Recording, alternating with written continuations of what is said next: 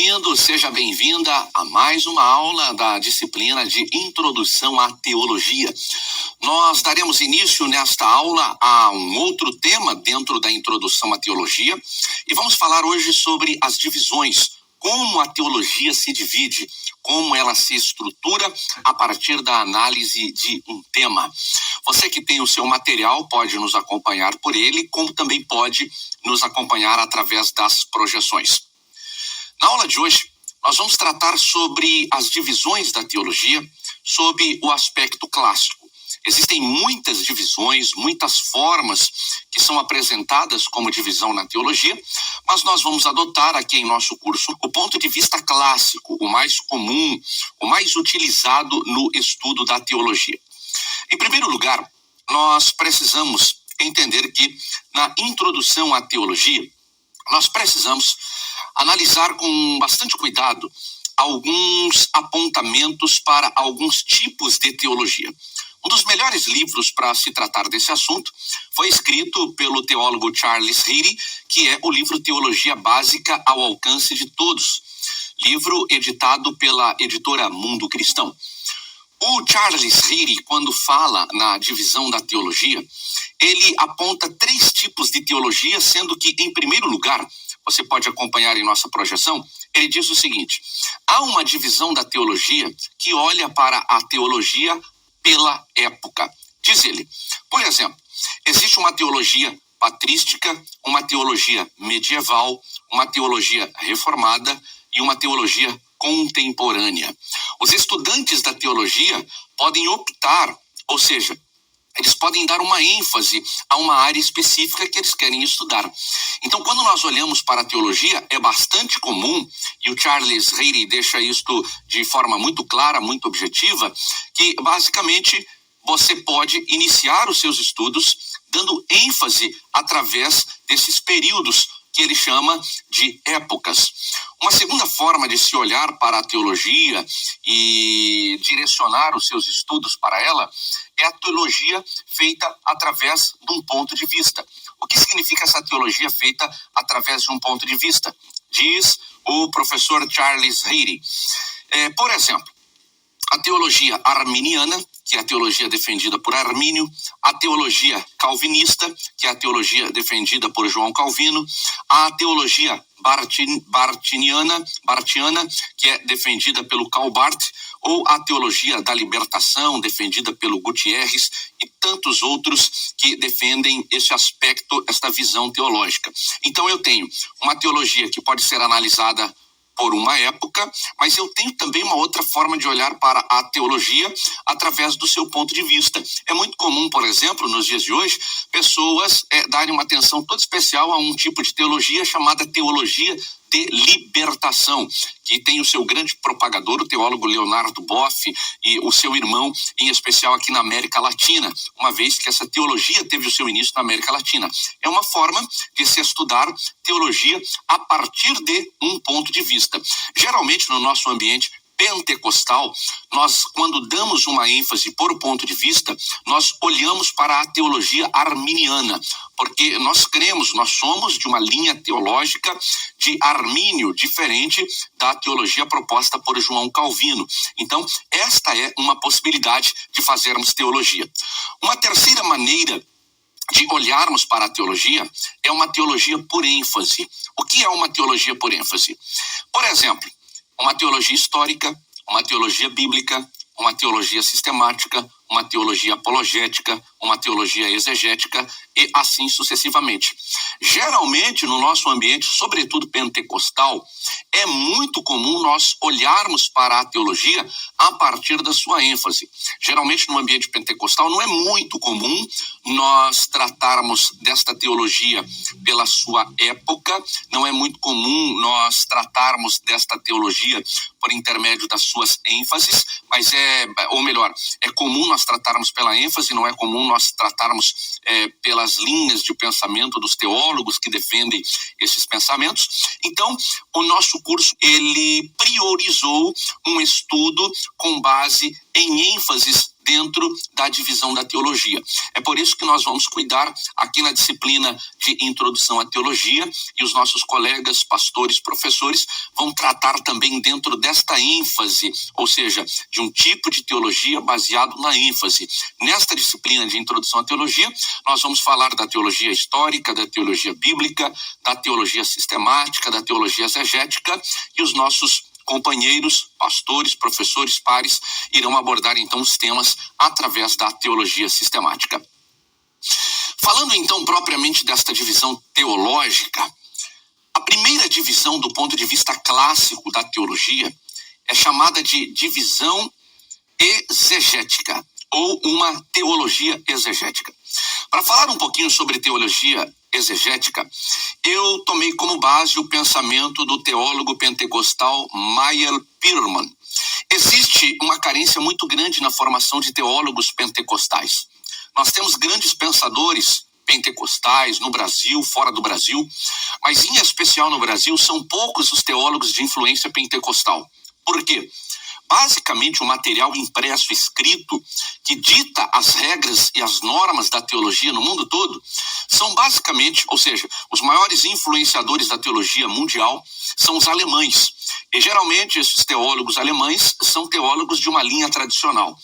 Na linha tradicional, mas também pentecostal, nós temos uma atuação mais decisiva, mais forte dos norte-americanos. O movimento pentecostal que eclodiu, sem dúvida nenhuma, nos Estados Unidos, até os dias de hoje, influencia nações, continentes, países ao redor do mundo, com uma teologia basicamente pentecostal norte-americana, traduzida e interpretada para as nossas realidades. Quando nós falamos de uma realidade pentecostal brasileira, é verdade que nós temos grandes teólogos pentecostais, mas são poucos. Nós precisamos desafiar os estudantes de teologia de uma linha pentecostal a começarem a escrever. E aqui eu quero falar algo bastante interessante para você. No mundo da teologia, o teólogo só tem respeito quando ele escreve. Nós que somos pregadores, que temos uma facilidade de comunicar o evangelho para grupos de pessoas, grupos pequenos, médios e grandes, infelizmente só esse nosso comportamento, que é caracterizado pela habilidade que temos de falar, não nos coloca no centro da credibilidade teológica. Nós sempre enfatizamos para os nossos alunos de teologia o seguinte: o bom teólogo não é aquele que fala bem. Às vezes você conhece um pregador que tem uma excelente oratória, que se desenvolve de uma maneira muito excelente, mas se ele não escrever o seu pensamento, se ele não deixar registrado o seu pensamento, dificilmente ele vai ter um reconhecimento numa credibilidade teológica, sobretudo quando a gente fala no mundo acadêmico. Por isso é muito importante, independente do nível de estudo teológico que você se posiciona, você escrever os seus pensamentos e deixar isso registrado. Aí você pode pensar o seguinte: mas eu não tenho dinheiro para escrever, para publicar um livro, para levar adiante o meu pensamento. Então fica uma dica, uma sugestão para você. Hoje você tem os blogs, você tem as redes sociais, você tem o Facebook, você tem o WordPress, você tem uma série de ferramentas que não te custam nada, que são de graça. Ao invés de você ficar numa rede social, no Facebook, criticando fulano de tal, falando mal de A, falando mal de B, falando o que você acha de um, falando de outro, comece a organizar o seu material. Quem sabe você preparou uma aula de escola bíblica dominical tão excelente, tão interessante, tão bonita, e de repente ninguém sabe que você escreveu sobre esta lição. Aí você vai lá no Facebook, você vai num perfil de rede social qualquer, disponibiliza o resultado do seu estudo e você começa a ser conhecido. Não é ser conhecido para você alimentar uma vaidade, é você ser conhecido para compartilhar uma teologia séria, para você compartilhar uma teologia saudável. Mas voltando ao Meyer Pearlman, ele é um dos poucos teólogos pentecostais no Brasil hoje, ao lado de Stanley Orton, que nós falaremos em especial quando tratarmos de teologia pentecostal propriamente dita. São poucos os livros que tratam da questão da realidade pentecostal no Brasil. Mas voltando ao nosso material que você tem à sua disposição, a primeira divisão da teologia é chamada de teologia exegética. O que significa fazer uma teologia exegética? A exegética vem de uma palavra grega que significa sacar ou extrair uma verdade. Quando nós falamos em teologia exegética, nós estamos falando em um esforço, em uma atividade que procura descobrir os verdadeiros significados das Escrituras. Quando nós falamos em teologia exegética, nós observamos aqui na nossa projeção que um conhecimento das línguas originais nas quais foram escritas as Escrituras pertence, por exemplo, a este departamento da teologia. O que significa isso? Para eu ser um bom teólogo, é obrigatório eu conhecer as línguas originais da Bíblia? Seria perfeito. Um bom teólogo, ele deve ter, sim, um conhecimento pleno das línguas originárias da Bíblia. Quando nós falamos em línguas originais da Bíblia, nós estamos falando sobretudo no hebraico e nós estamos falando no grego. Agora, o fato de eu não conhecer estas línguas na sua plenitude não me impede de fazer teologia.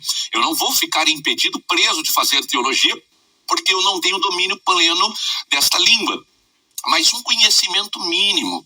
Quem de nós no estudo da Bíblia Sagrada, por exemplo, quando olhou para a palavra paz, não foi ao seu original Shalom?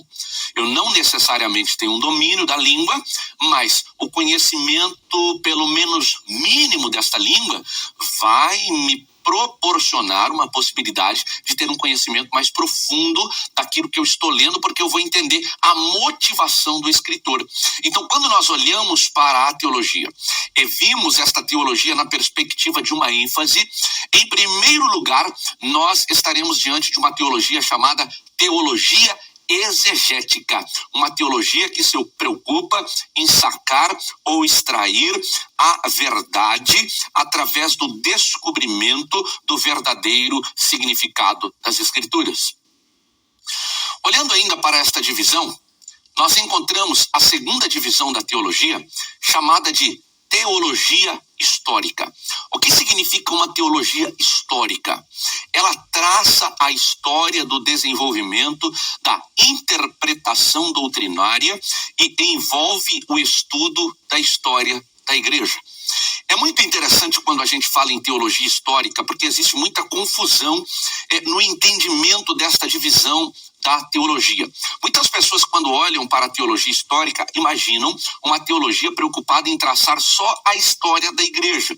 Quando, na verdade, na teologia histórica, você vai estudar e você vai conhecer a interpretação doutrinária que esta igreja teve.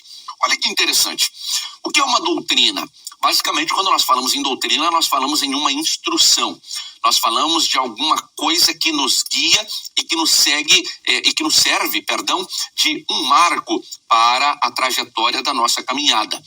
A teologia histórica, ela estuda os dogmas da igreja, as confissões de fé da igreja, os credos da igreja, como esta doutrina foi interpretada ao longo da história da igreja. Por exemplo, nós que pertencemos a uma denominação qualquer religiosa no Brasil, temos em nossa denominação uma confissão de fé, uma confissão religiosa, um credo que foi impresso e chegou até o nosso conhecimento. É necessário, para eu ser membro de uma igreja, eu ter conhecimento, por exemplo, de qual é a essência doutrinária desta denominação que eu faço parte. O que esta igreja acredita, porque o que eu creio precisa estar alinhado com o credo desta igreja.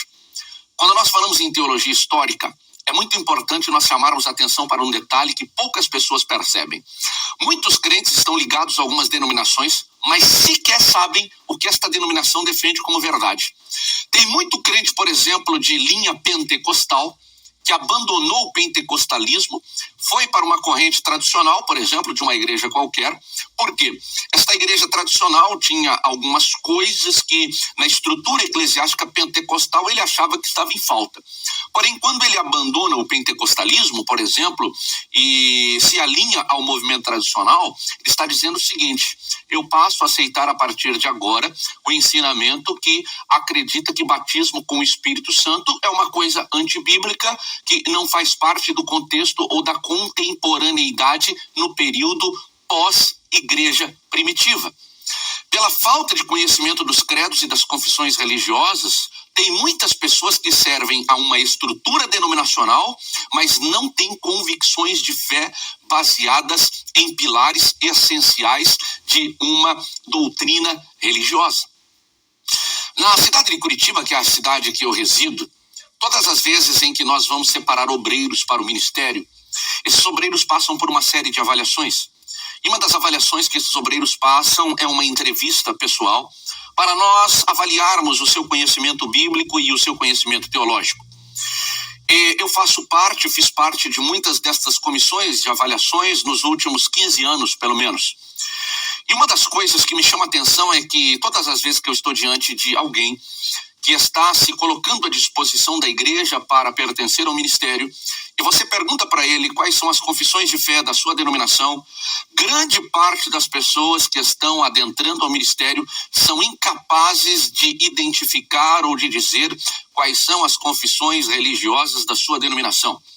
Eu sou membro da Assembleia de Deus na cidade de Curitiba hoje. A Assembleia de Deus é uma igreja que ao longo da sua história desenvolveu um credo, uma confissão de fé que passou a ser chamada de cremos dentro das Assembleias de Deus no Brasil. Este credo ele é composto por algumas interpretações doutrinárias que resumem o pensamento teológico das Assembleias de Deus no Brasil. E este documento, ele é impresso, ele é distribuído de forma muito objetiva para todos os membros da igreja, está disponível na maioria dos periódicos impressos distribuídos em todo o Brasil, e grande parte dos pastores não conhecem esse documento. Grande parte dos membros não tem o menor interesse em conhecer quais são as doutrinas basilares, quais são as confissões de fé essenciais da denominação que eles fazem parte. Sabe por que isso acontece? Porque há um desprezo com a teologia, há um desprezo no entendimento da interpretação doutrinária. Nós nos alimentamos de poucas coisas nos dias de hoje. Eu tenho um pastor colega que ele diz o seguinte: Eliel, a igreja de hoje mata a sua fome com pipoca de micro-ondas. Um alimento extremamente artificial, ruim, sem gosto, que te estufa, mas mata a sua fome. Nós não temos mais aquele tempo para preparar uma comidinha, quem sabe num forno a lenha, num fogão a lenha bem elaborado, porque isso demora tempo, vai consumir o nosso tempo, vai demorar. Mas eu convido você a comer uma pipoca feita com óleo na panela. E eu convido você a comer uma pipoca feita no micro-ondas e fazer uma comparação. O que nós estamos fazendo com o evangelho de hoje é tentar transformá-lo num evangelho de micro-ondas, com rapidez, que não se preocupa, que não estuda, que não mergulha, que não se aprofunda, que não vai buscar as profundezas da revelação de Deus.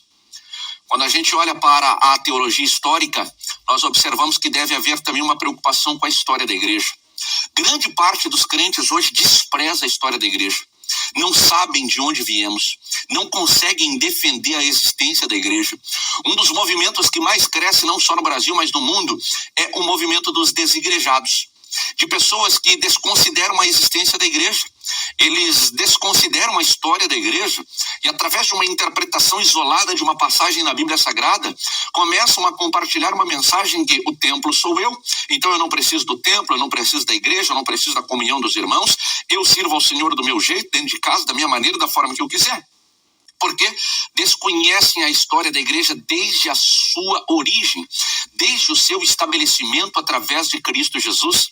A propósito, se lessem a palavra de Deus, em especial na carta do apóstolo Paulo aos Colossenses, saberiam que a igreja foi criada na mente de Deus antes da fundação deste próprio mundo, antes da fundação dos séculos.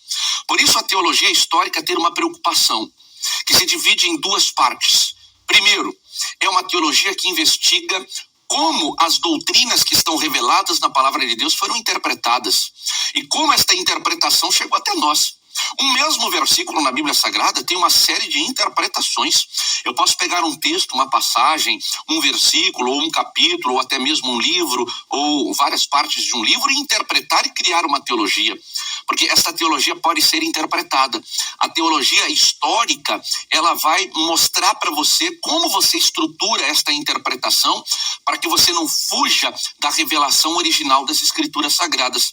Mas ela também se preocupa com o desenvolvimento da igreja na história, estudando a sua fundação, a sua revelação, como o apóstolo Paulo, aquele que se considerou o menor de todos os santos, chegou ao entendimento desse mistério que estava oculto até então e trouxe à tona ao conhecimento, no período da graça, da realidade da existência da igreja.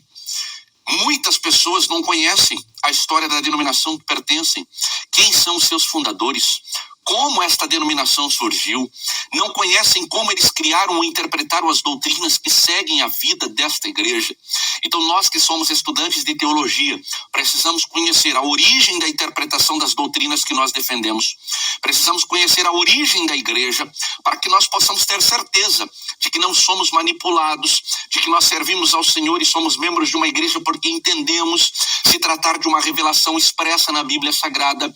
Precisamos conhecer as nossas origens para que nós possamos defender a existência da igreja. Indo um pouquinho adiante, nós temos a terceira divisão clássica da teologia, que trata da teologia dogmática. É o estudo das verdades fundamentais da fé, como se nos apresentam nos credos da igreja.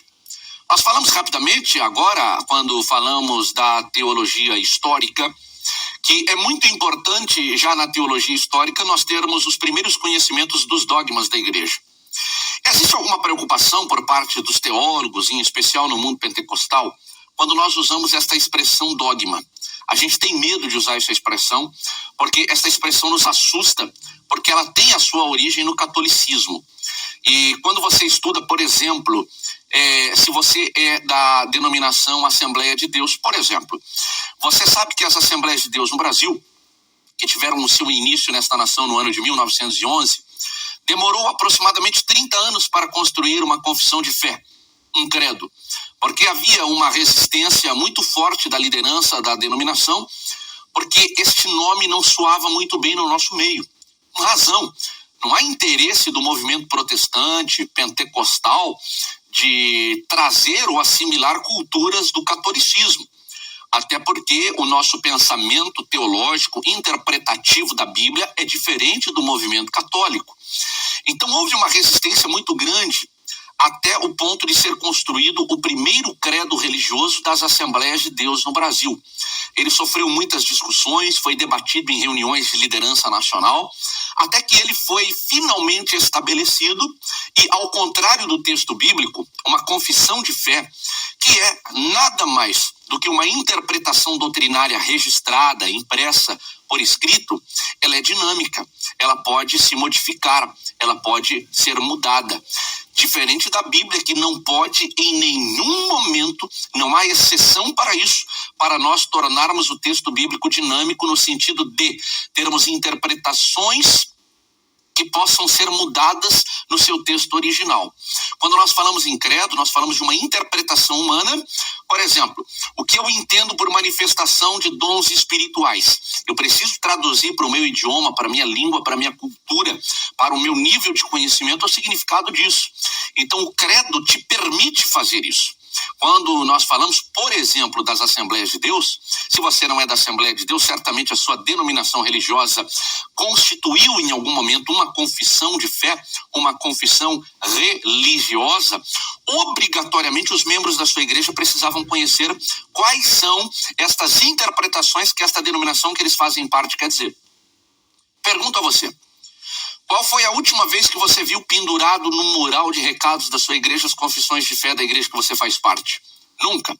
Você vai encontrar lá os cartazes chamando para os grandes encontros, para as grandes reuniões, para os grandes desafios, mas dificilmente você vai pisar numa igreja que tenha numa cartolina escrita com uma canetinha ou pincel um resumo ou a sua confissão de fé ou o seu credo, mostrando: olha, quando você entrar nesta igreja, nós queremos deixar bem claro para você que nós cremos nisso, nós cremos nesses pontos e esta é a doutrina que nós defendemos.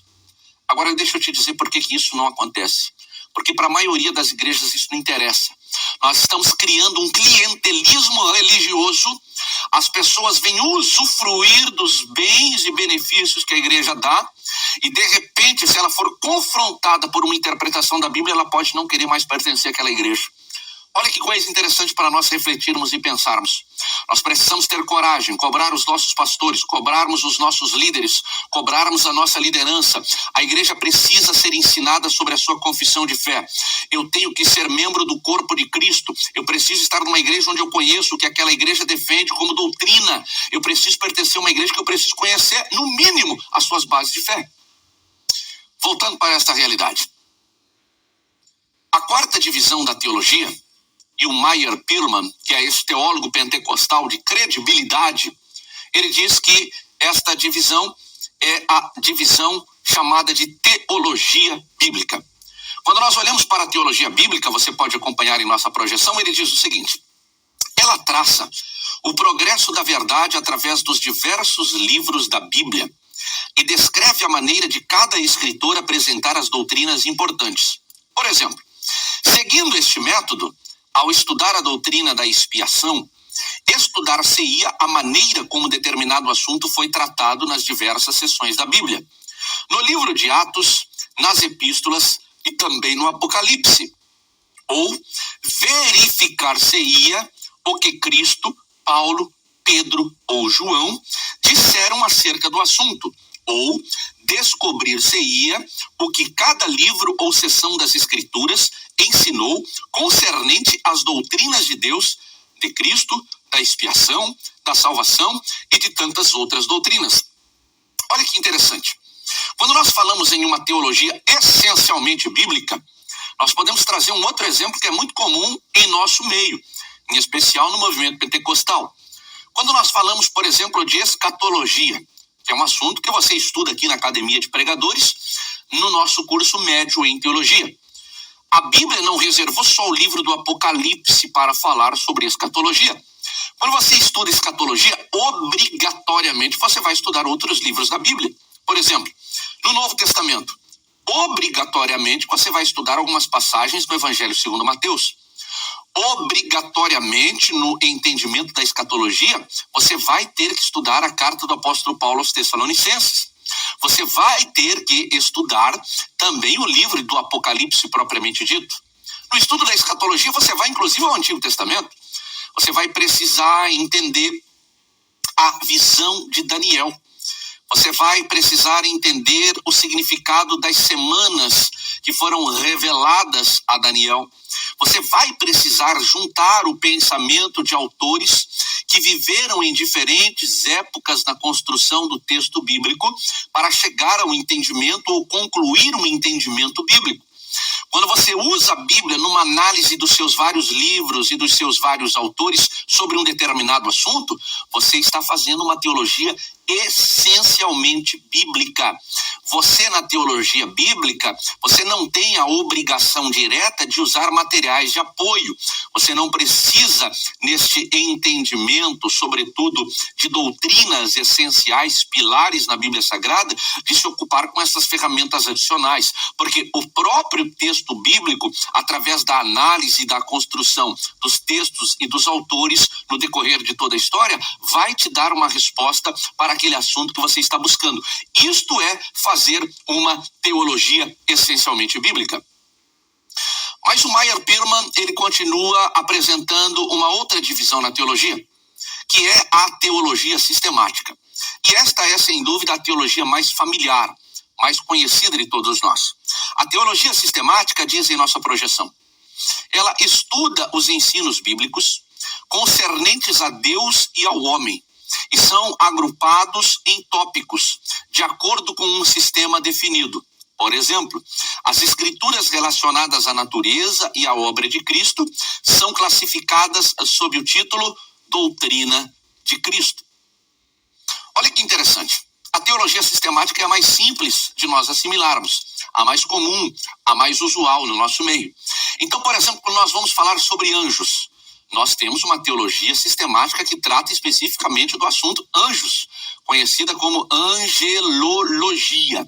Quando nós falamos em anjos, existem diversos textos na Bíblia Sagrada que nos falam da realidade, da existência desses anjos, da natureza desses anjos, da classificação desses anjos, da função desses anjos, da origem desses anjos, das perspectivas para o futuro desses anjos.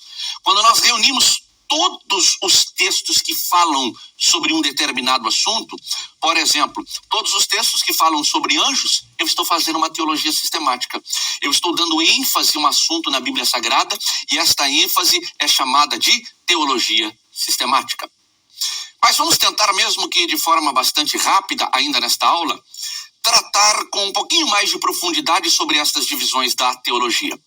Em nossa projeção, nós falamos em teologia exegética propriamente dita, ou seja, uma teologia que busca o verdadeiro significado das Escrituras, um termo, conforme nós já vimos na aula de hoje, que tem a sua origem no grego, que vem da junção do termo ex, fora, e de agein, ou guiar. Ou seja, a exegese ou a teologia exegética é o esforço da teologia em liderar ou explicar o significado das Escrituras. Um dos autores bastante utilizados no movimento pentecostal é Russell Norman Champlin. Antes de falarmos com um pouquinho mais de propriedade sobre a teologia exegética no ponto de vista de Champlin, eu gostaria de fazer uma observação muito rápida aqui, mas muito honesta e muito sincera com você que está participando deste curso. O Champlin, ele é utilizado no nosso meio fora de medida. O que significa isso? Muitos crentes deixaram de ler a Bíblia e eles gostam de ler só os comentários da Bíblia, porque é muito mais fácil. Eu não preciso orar, não preciso buscar a iluminação do Espírito Santo, não preciso buscar uma revelação, não preciso muito esforço. Afinal de contas, outros estudiosos já pesquisaram, colocaram tudo aqui para mim, e isso é um perigo muito grande. Eu não estou dizendo que é errado, não estou dizendo que é pecado, pelo contrário, eu estou usando uma Bíblia com anotações, eu estou usando um material de apoio, mas esse material de apoio ele não pode substituir uma análise no texto original da palavra de Deus. Pregador que não lê a Bíblia não deveria estar em cima dos púlpitos. Pregador que só lê material de apoio e nota de rodapé de Bíblia deveria voltar para os bancos, se humilhar e aprender a ser crente de novo. Nós precisamos ler a Bíblia, amar a Bíblia, olhar para o seu texto original, fecharmos os nossos olhos e clamarmos pela iluminação do Espírito Santo. A propósito, nós estamos sendo meros repetidores de palavras que a gente já ouviu alguém contando. Nós não temos mais novidades para contar para a igreja. Não nos alegramos porque não buscamos uma inspiração direta na palavra de Deus. Perdão, a expressão pode fugir um pouquinho aqui do nosso tom, mas em alguns momentos somos papagaios paroleiros que repetem palavras que ouvimos de outros, porque nunca dobramos os nossos joelhos, nos curvamos diante da palavra de Deus e dissemos: Espírito Santo, me revela as profundezas dessa mensagem para que eu possa ser transformado por ela e possa compartilhar com a igreja do Senhor. Quando eu falo do Champlin, eu digo o seguinte: muitos crentes têm no Champlin a sua última fonte, ou a sua principal fonte, e não questionam, não fazem uma análise criteriosa das coisas que lá são escritas. O Champlin não é infalível.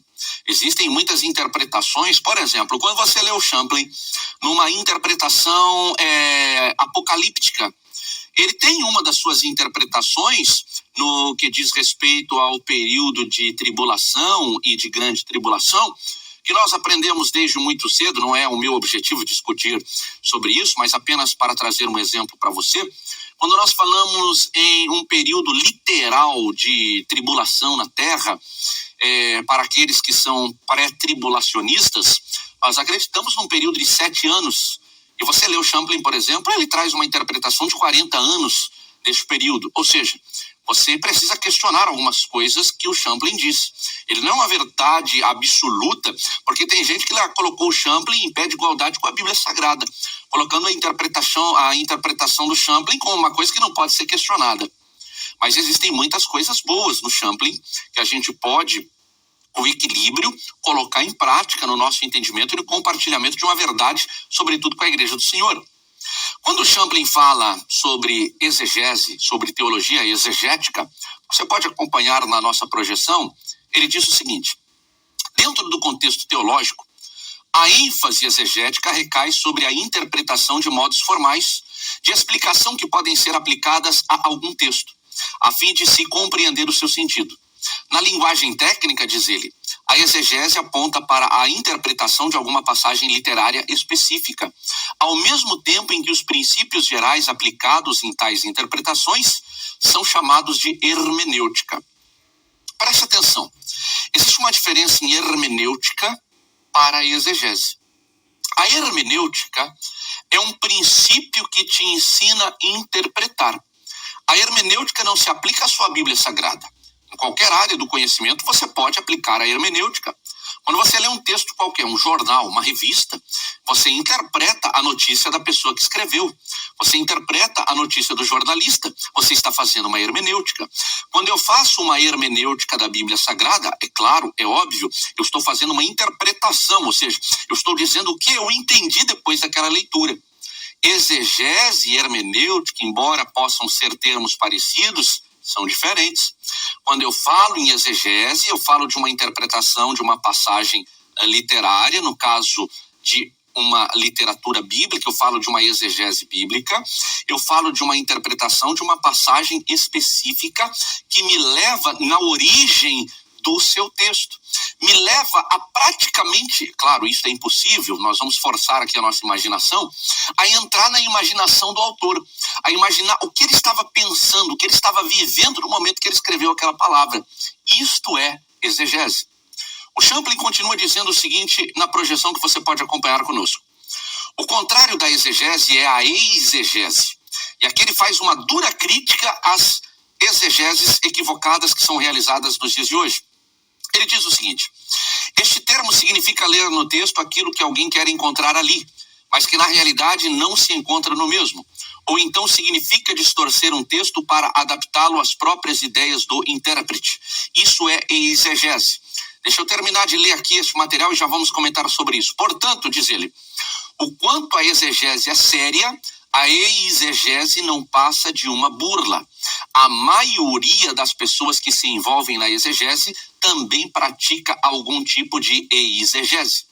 Exegese é você tentar pegar o texto bíblico na sua origem e acomodar a uma situação para agradar ou responder às pessoas que você compartilha esta palavra.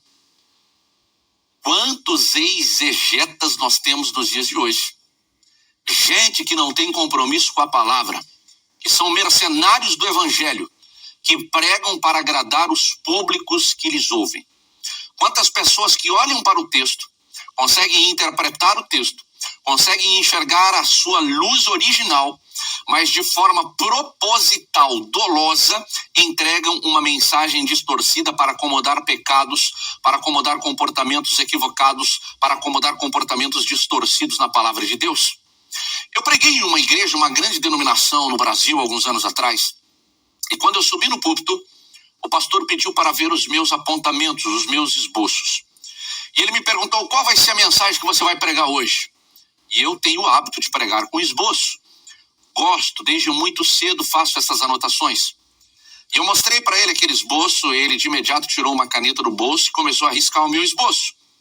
E ele disse, aqui na nossa igreja, embora eu concorde com esse pensamento, eu gostaria que você não falasse sobre esse assunto específico, porque esse assunto vai afrontar alguns dos nossos irmãos que estão aqui, e eles são bons dizimistas, são bons contribuintes, e eu não posso perdê-los. E eu gostaria que, se você for falar sobre esse assunto, você falasse sobre esta outra perspectiva, exegeta, que brinca com a palavra de Deus e que não tem compromisso com a palavra do Senhor. Eu desafio você a não negociar a verdade do evangelho.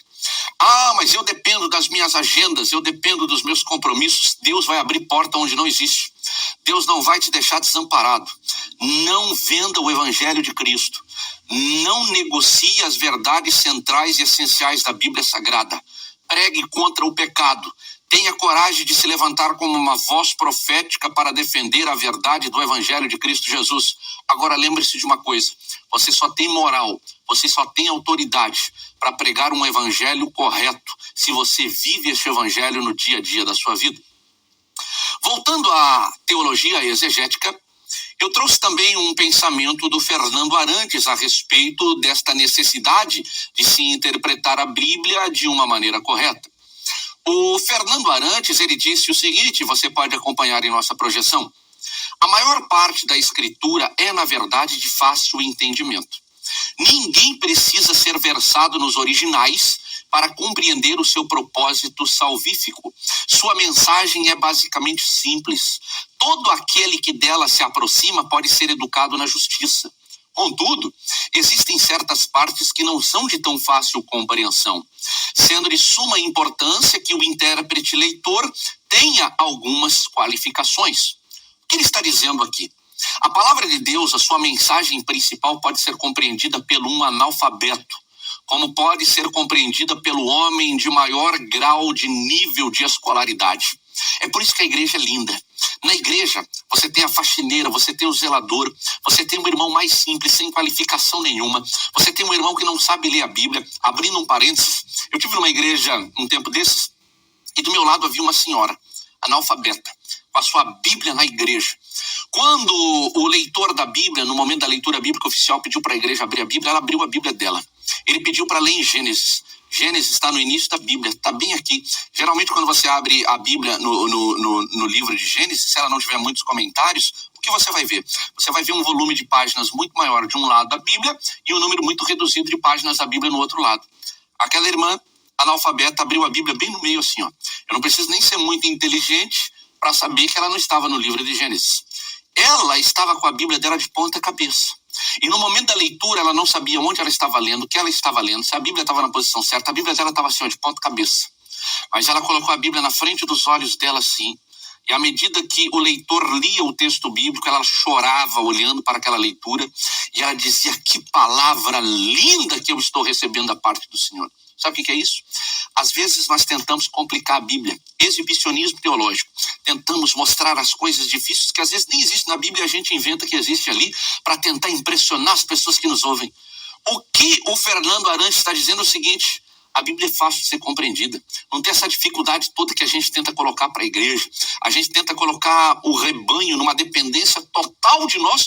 Olha, se você não me ouvir, você vai ter dificuldade. Que bobagem. Com o perdão da palavra, se eu abrir a palavra de Deus, onde eu estiver, o Espírito Santo vai iluminar o meu ser, o meu coração, e eu vou entender o que está sendo lido. Agora, é claro que o Fernando Arantes nos chama atenção para um detalhe bastante importante. Ele diz assim, vai ter momento que você vai encontrar um texto que é mais difícil. Aí nessa hora você precisa ter algumas qualificações. É claro que se eu sou alfabetizado, se eu sei ler, vai ser muito mais fácil eu compreender num primeiro momento aquilo que eu estou lendo. É claro que se eu sou estudante de um curso de teologia, você tem algumas ferramentas e algumas qualificações que você vai receber a partir de agora, que vão lhe auxiliar no entendimento da interpretação da palavra de Deus. Quando nós falamos em teologia exegética, nós nos voltamos a um grande ensinador nesta área de exegese e hermenêutica, que é o Milton Terry.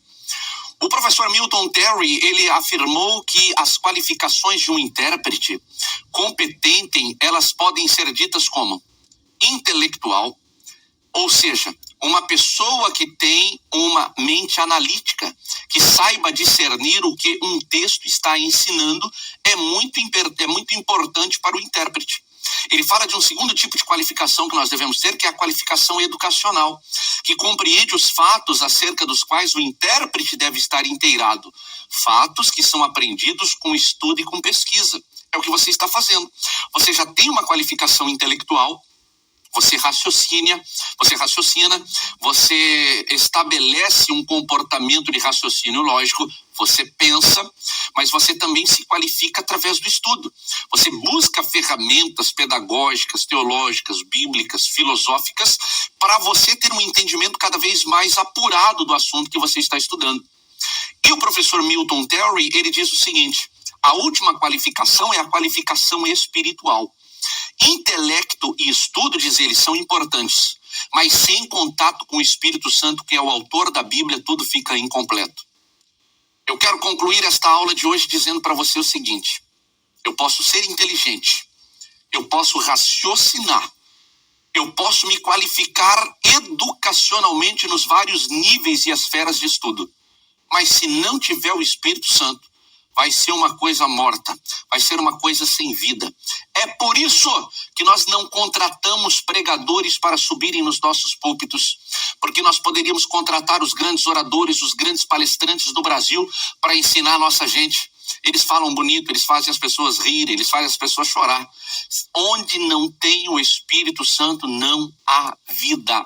A teologia exegética requer de nós a presença real do doce Espírito Santo. Querido aluno, querida aluna, eu encerro esta aula dizendo para você que a teologia é um mundo espetacular. Nós estamos no início de uma grande trajetória no mundo teológico aqui na Academia de Pregadores. Lembre-se, pense quando você lê a Bíblia. Você não é manipulado por Deus. Deus não nos trata como fantoches. Deus nos dá um livre-arbítrio para pensarmos e questionarmos até mesmo a sua revelação, até mesmo a sua palavra. Estude muito, mas todas as vezes que você estiver estudando, feche os teus olhos e clame pela presença do Espírito Santo do Senhor na sua vida. Ele é muito real, ele é muito verdadeiro, ele vai abrir os seus olhos e você vai mergulhar num oceano da graça do Senhor que você nunca experimentou na sua vida. Que Deus abençoe grandemente você. Seja sempre abençoado por Deus. Até a nossa próxima aula, se Deus quiser.